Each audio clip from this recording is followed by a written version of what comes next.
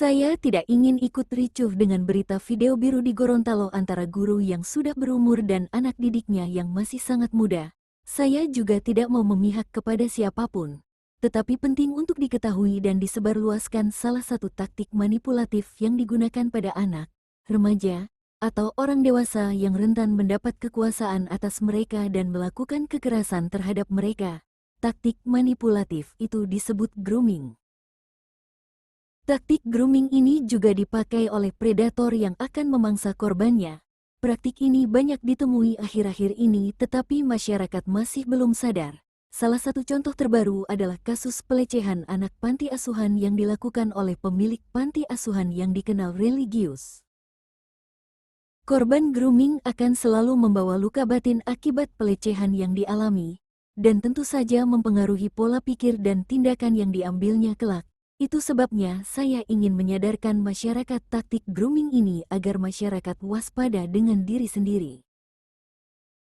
Biasanya pelaku grooming bertindak atau membangun kepercayaan dengan cara memberi perhatian khusus, contohnya dengan memberi hadiah atau pujian yang lebih istimewa dibanding lainnya. Ada taktik mengisolasi yang dilakukan oleh pelaku agar sang korban menjauh dari orang tua atau teman sebayanya, dengan tujuan agar korban fokus pada pelaku saja. Contoh mudahnya dapat kamu amati pada saat kamu memiliki hewan baru. Agar kedekatan terjalin, kamu pasti memberi perhatian lebih pada hewan tersebut. Kamu yang menetapkan ikatan tersebut, apakah ikatan ala militer atau ikatan cinta kasih. Akan semakin lancar taktik pelaku grooming apabila sang korban tidak memiliki satu orang pun yang melindunginya. Misalnya anak yatim piatu, wanita yang tidak memiliki suami, atau anak remaja yang masih labil.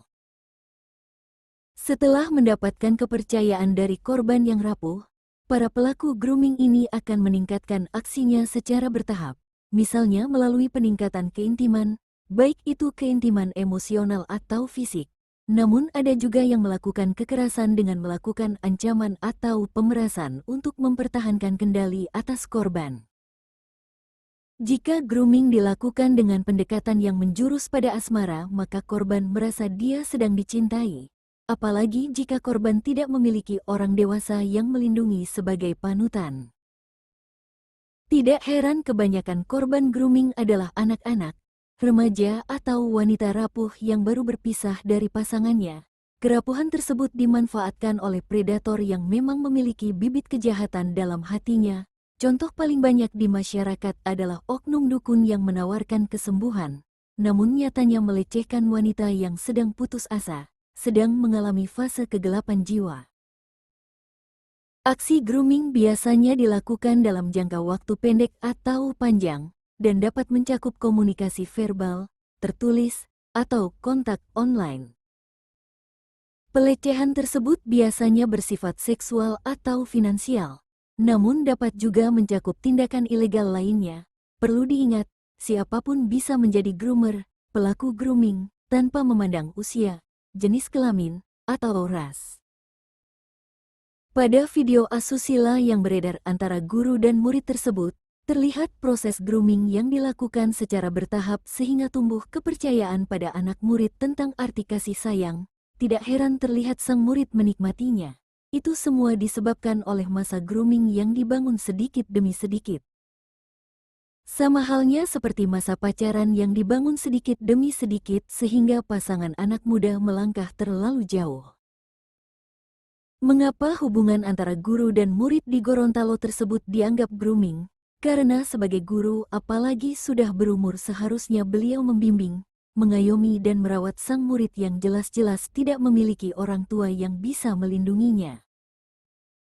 Grooming memungkinkan pelaku untuk perlahan-lahan menghapus batasan alami sebelum pelecehan seksual terjadi.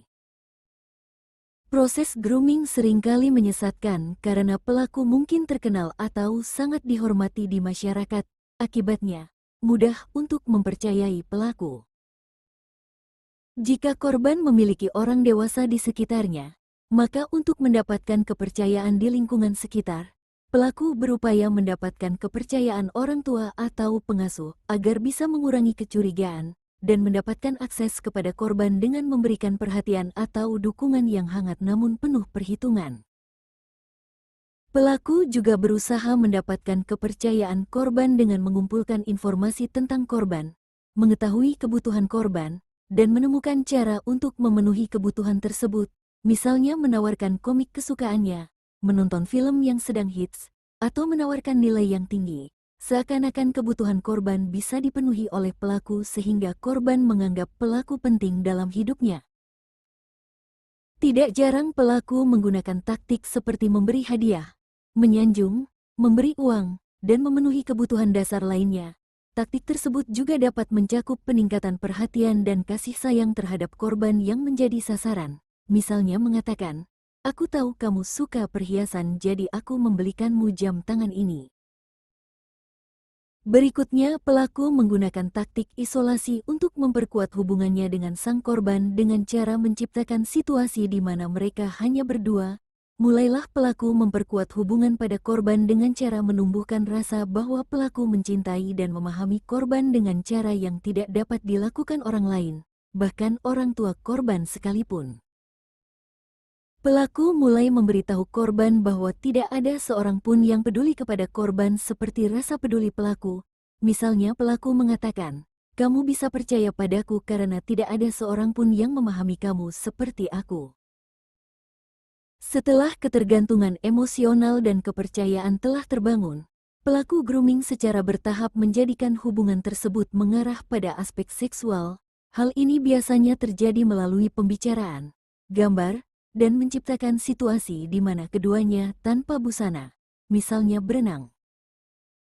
Pelaku memanfaatkan keingintahuan dan kepercayaan alami korban dengan menggunakan rangsangan untuk menimbulkan sifat visual pada hubungan yang terjalin, misalnya dengan mengajak menonton film biru, atau menyentuh alat vital, atau mulai mencium sekilas. Hal ini merupakan awal terjadinya pelecehan dan akan lama berlangsung saat korban terus-menerus dibuat bingung oleh keadaan yang sedang terjadi.